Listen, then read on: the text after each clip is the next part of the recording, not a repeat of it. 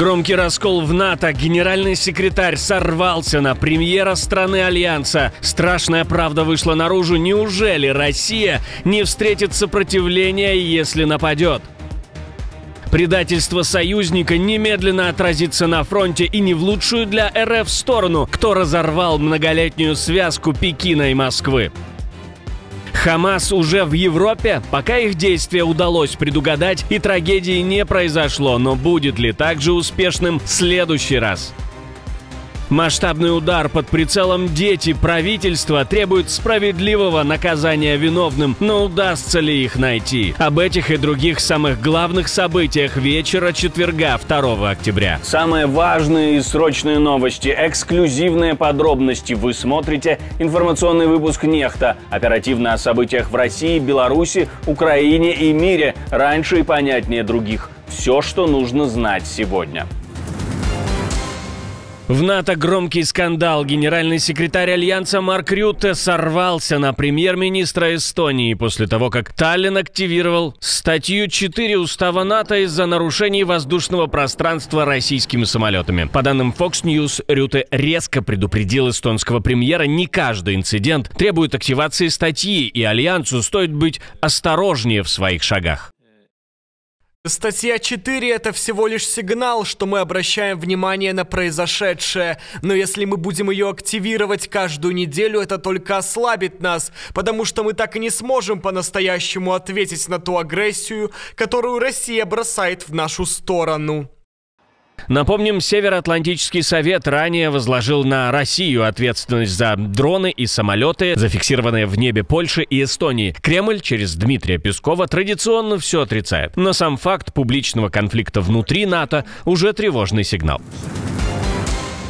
В Германии предотвратили крупный теракт Хамас. Правоохранители задержали 3 мужчин, которых подозревают в подготовке нападений на израильские учреждения. По версии следствия, они выступали как иностранные агенты Хамас и пытались добыть оружие и боеприпасы для совершения нападения. Министр внутренних дел Александр Добринт рассказал, что несколько месяцев назад в страну въехал известный террорист со связями в Хамас. Его сразу взяли под наблюдение, и именно это позволило сорвать готовящийся теракт.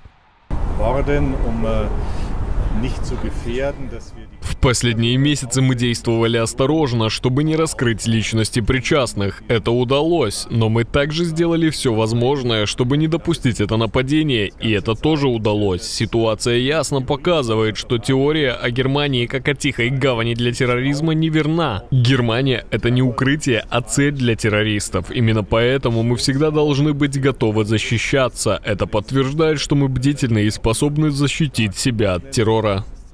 Ситуация стала особенно напряженной на фоне скорой годовщины нападения Хамас на Израиль, которая приходится на буквально следующую неделю. Перехват гуманитарной флотилии в Газе. Израильские военные спецподразделения взяли под контроль суда с активистами и медикаментами, которые пытались прорвать морскую блокаду анклава. На опубликованных МИД Израиля кадрах видно, как шведская экоактивистка Грета Тунберг сидит на палубе, окруженная солдатами. По данным израильских властей, несколько судов флотилии Сумут остановлены, пассажиры живы и здоровы, их доставляют в израильский порт. В ООН к этому отнеслись настороженно. Мы внимательно следим за передвижением флотилии. Мы не хотим, чтобы кто-либо пострадал, и выступаем за соблюдение прав людей. В гуманитарной ситуации в Газе действительно необходима и уместна адвокация. Что касается флотилии, не генеральному секретарю решать, что им делать. Мы просто хотим, чтобы все были в безопасности. В составе колонны более 40 гражданских лодок, около 500 человек, парламентарии, юристы, правозащитники. Они говорят, что везли еду и лекарства, рассчитывая прибыть в Газу утром 2 октября, но примерно в 70 морских милях от берега корабли были заблокированы и связь заглушена. Организаторы заявили, что израильский флот действовал грубо и что в момент атаки работал прямой видеострим, который прервался после начала перехвата. Израиль, в свою очередь, настаивает, участникам предлагали передать груз в Газу безопасно безопасными каналами, а суда шли в зону боевых действий и нарушали законную блокаду. Флотилия Сумут стала самой громкой попыткой за последние годы прорвать блокаду Газы морем. На ее движение обратили внимание Турция, Испания, Италия и ряд других стран, которые даже вывели в Средиземное море корабли и дроны для контроля за безопасностью своих граждан. Теперь миссия закончилась тем, чего активисты больше всего и боялись. Их корабли остановлены, а символическая акция превращена в еще один фронт информационной войны вокруг блокады Газы.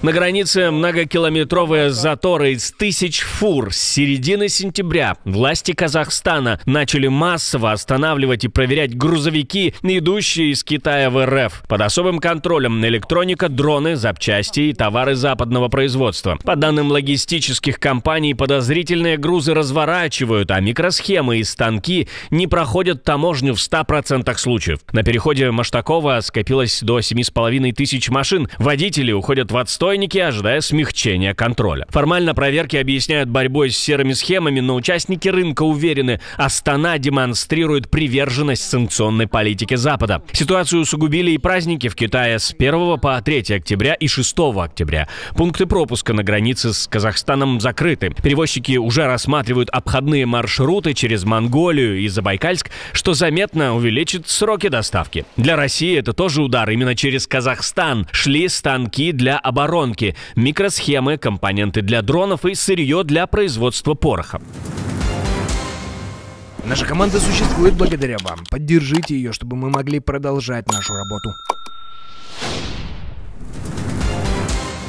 Лукашенко засветил секретное оружие Кремля. Во время встречи с премьером Кыргызстана белорусский диктатор, похоже, специально показал модель российской баллистической ракеты и пусковой средней дальности «Орешник», пишет Defense Express. На фото видно, в углу кабинета стоит миниатюра пусковой установки. Композиция снимка настолько выверена, что журналисты уверены, Лукашенко хотел, чтобы именно «Орешник» попал в кадр. Эксперты отмечают, шасси ракеты МЗКТ белорусского производства. Та же техника используется для «Искандеров» и других стратегических комплексов. По грузоподъемности машина превосходит российский аналог КАМАЗ, выдерживая до 60 тонн. Фактически Лукашенко подтверждает, пусковые установки для новейшего российского комплекса делают именно в Беларуси. Напомним, еще весной он открыто заявлял, что Минск изготавливает ракеты для «Орешника». Теперь утечка превратилась в наглядную демонстрацию. А как думаете вы, действительно ли Беларусь замешана, или это хитрый ход белорусского диктатора? Пишите в комментариях под этим видео свои мысли, это очень важно.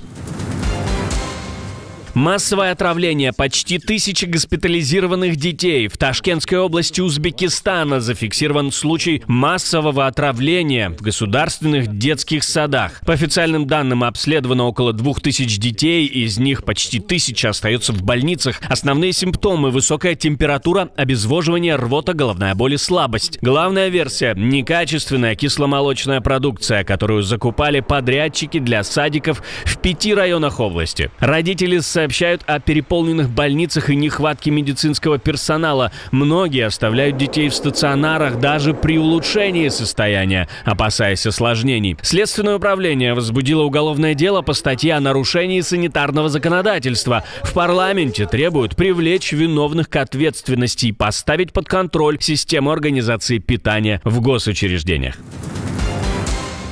Эхо выборов продолжает звучать. Россия снова пыталась вмешаться, но получила пощечину. Президент Молдовы Майя Санду заявила, что ее страна остается на европейском пути, несмотря на масштабные попытки Кремля повлиять на выборы. По ее словам, власти сорвали схемы с российскими деньгами, которыми Москва пыталась купить голоса. Граждане Молдовы ясно проголосовали за Европу, несмотря на масштабное вмешательство России. Это были не просто выборы, это был экзамен для демократии под атакой, и граждане Молдовы его сдали. Россия нанимала людей для создания контента и его распространения, а молдавское правительство смогло устранить российские деньги, которые предназначались для незаконного финансирования, для подкупа избирателей. В Кремле реагируют на эти обвинения. Очень жаль, что Санду так думает, говорит путинский спикер. Как показали выборы, которые, конечно же, изобиловали разными нарушениями и странностями. Как показали выборы, добрая половина, если не больше, молдаван именно являются сторонниками налаживания добрых отношений с Россией. Поэтому, конечно, мы ожидали бы все-таки, что вот эта, скажем так, антирусскость, она уступит место все-таки прагматичной практике. Получается, что когда обвиняют Россию, доказательства нужны, а когда Песков говорит, что выборы изобиловали нарушениями, доказательства не обязательно.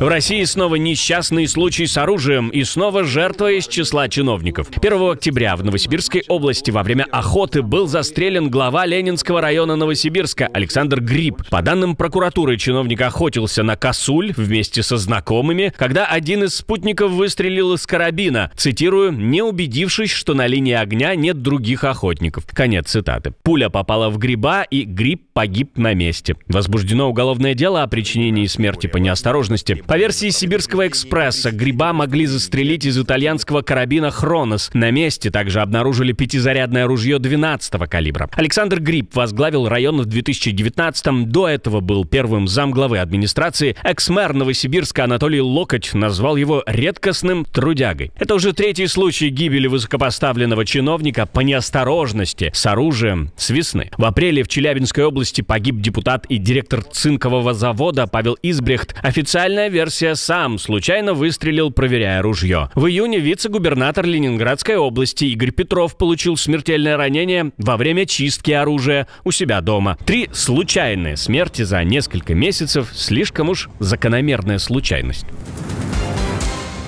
Отдельное спасибо, что досмотрели до конца. Спасибо за ваше доверие. Жду развернутых комментариев, лайков и репостов. Это важно, чтобы нас становилось больше. На этом пока все. До новых встреч и хороших вам новостей.